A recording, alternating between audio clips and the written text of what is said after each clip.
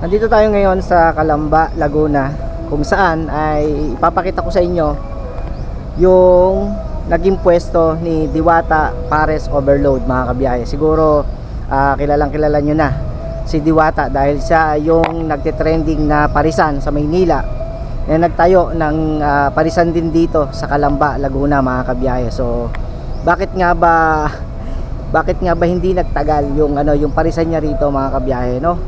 At ipapakita ko sa inyo yung naging pwesto ni Diwata Pares Overload, mga kabiyahe. So ito yon. So ito yung naging pwesto ni Diwata rito. Yan, mga kabiyahe. Hindi ko alam kung bakit nagsarado sa ilang buwan na siya ay nag-ooperate dito sa Calamba, ay bakit hindi siya nagtagal, no? Pero kung makikita nyo ay napakaganda naman ng kanyang pwesto rito at napakaalwa naman. Ang laki naman ng kanyang pwesto, no? At doon makikita nyo yung mga ilang lamesa, tsaka yung kanya rito na mga lagayan ng pagkain. Ayan, no? Tsaka yun yung kanyang menu. Ayan yung Diwata Pares. Ayan yung kanyang mga isa-serve na pagkain. Sana kung nagtagal sana si Diwata rito, at sana ay isa rin tayo sa makakain sana at makakatikim ng pares ni Diwata, no? So ito yung kanyang tent na dito nakalagay yung kanyang ihawan, tsaka yung mga soft drinks, at may freezer. Tapos yung tubig na kanyang isa-serve na malinis naman siguro dahil merong machine, at may mga lamesa ron. Tapos ito stainless pa yung lagayan ng pagkain, no? Ayan, bali ito, makikita nyo ang ganda naman ng kanyang pwesto rito, no? Malawak din, malawak. At merong kainan doon sa kabila, at doon sa dulo meron din kainan. Bali ito ay parking area dito sa Calamba. Malapit nga pala ito sa munisipyo ng Calamba. Doon lang yung munisipyo ng Calamba, at yung stadium ay dito sa kabila rito. Kaya kung sana nagtagal yung pag-ooperate sana ng Diwata Pares dito sa Calamba, ay talagang patok na patok sana to, no? Dahil sa dami siguro nitong mga sasakyan na nandito, ay talagang dito lang kakain, no? Sayang lang, no, nakakapanghinayang kasi gawa ng syempre hindi rin naman biro yung gastos na ginawa dito sa tindahan ni Diwata Pares. Ayan. Bali yung munisipyo ay nandun lang yung munisipyo ng Calamba. So ito pinakang parang food park dito, at naging parking area, parking lot ng ng munisipyo. So dito nagtayo si Diwata. Kung makikita nyo, ayun yung Diwata Pares.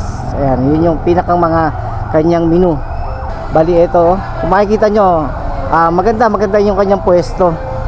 Kaya lang talagang nagkaroon lang ng konting problema, at hindi rin talaga nasolusyonan kung bakit nagsarado yung kanyang parisan dito, no? Ayan, malaki sana, oh. Ganda sana ng pwesto kasi gawa nga ng ito ay parking area nito pong munisipyo, at malapit lang din sa munisipyo tsaka po sa gym ng Calamba. Ayan, oh, Diwata Pares. Yan yung kanyang mga isa-serve sana na pagkain, no, dito sa Calamba. Ayan. So yun, sa tabi nito ay nagkaroon na nga rin ng kainan, at yun kung makikita nyo ay talagang maraming kumakain dahil ngayon ay mag-aalas 12 na ng tanghali. At kung makikita nyo talagang yung mga sasakyan ay maraming nakaparada, no? Yan. Tapos doon may mga kainan din, maraming kainan din na nakapwesto. Kaya lang ay ito yung nasayang na naging pwesto ni Diwata, no? Halos yung mga gamit niya nandito pa, oh. Ayun yung kanyang mga lagayan ng pagkain, nandun pa yung stainless. Meron pa siyang mga lamesa nandun sa loob, styro, tsaka yung talagang isa-serve ng tubig ay malinis dahil purified. Merong machine, at may mga rep, may hugasan, tapos yung mga soft drinks nga nandito, tsaka yung ihawan. Alam naman natin yung ihawan niya ay magandang klase dahil ito po ay galing sa Bulacan. Yan. So sayang, no, sayang yung naging pwesto rito ni Diwata, no. Oo. Halos hindi nagamit itong itong building na to. Ayan. So yun mga kabiyahe, no. At hindi ko lang alam kung ano nang balita ngayon kay Diwata, pero doon sa Maynila ay patuloy pa rin at nag-ooperate pa rin yung kanyang parisan. At yun, maraming naging problema at 2 beses nga siyang naaresto at nakulong dahil nga sa may mga tao na nanloloko. Kaya si Diwata ay medyo nadadamay at ngayon ay nasa problema. So hindi ko alam kung ilang buwan lang siyang nag-operate dito sa Calamba at kung bakit hindi nagtagal yung kanyang parisan dito sa Calamba, mga kabiyahe. Ay ito namang Calamba ay napakaraming tao naman din dito at napakarami din naman na may hilig sa pares. Yan. Kaya sayang lang, no. Ayan. Ito yung kanyang pinakang tindahan dito, mga kabiyahe. Yan, no. Malawak. Yan. Tapos yun nga, nandun yung kanyang kitchen, no. So ito yung update dito sa sa tindahan ni Diwata Pares Overload. Dito nga po sa Calamba, sa may halang po 'yan, mga kabiyahe. So halos malapit lang po sa munisipyo ng Calamba to, mga kabiyahe. At kung yung paluwas, ayun, yun naman yung daan paluwas palabas ng palabas ng expressway. Yun ang daan, mga kabiyahe. Kaya ito ay talagang daanin tong lugar na to. Kaya nakakapanghinayang lang na sana nagtagal yung kanyang tindahan dito, no. Hindi ko lang alam kung ilang buwan o inabot ng taon yung kanyang pag-ooperate dito. Hindi ko lang alam. Pero nakapag-opening pa siya rito.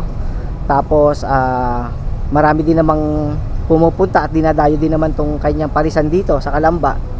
Ay hindi natin alam kung bakit nagsarado yung kanyang parisan dito.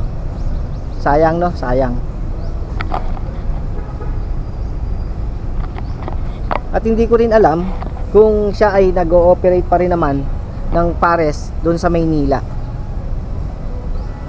Kung ano pa yung mga negosyo na kanyang pinagkakaabalahan ngayon ay sana makaahon ulit at makabangon-bangon, dahil nga sa mga nabalitaan natin na si Diwata ay na-involve sa mga scam. Tapos yun nga, nung mga nakaraan ay parang nabalitaan ko inaresto si Diwata. Yan, parang 2 beses siyang nakulong, mga kabiyahe. Kaya kawawa yung tao, no. Parang ginamit lang yung kanyang kasikatan nung araw na sikat yung kanyang Diwata. So yun yung update ngayon dito sa kanyang parisan sa Calamba, sa may halang, mga kabiyahe. At hihintayin natin kung magbubukas pa ba to itong kanyang parisan dito sa Calamba, no.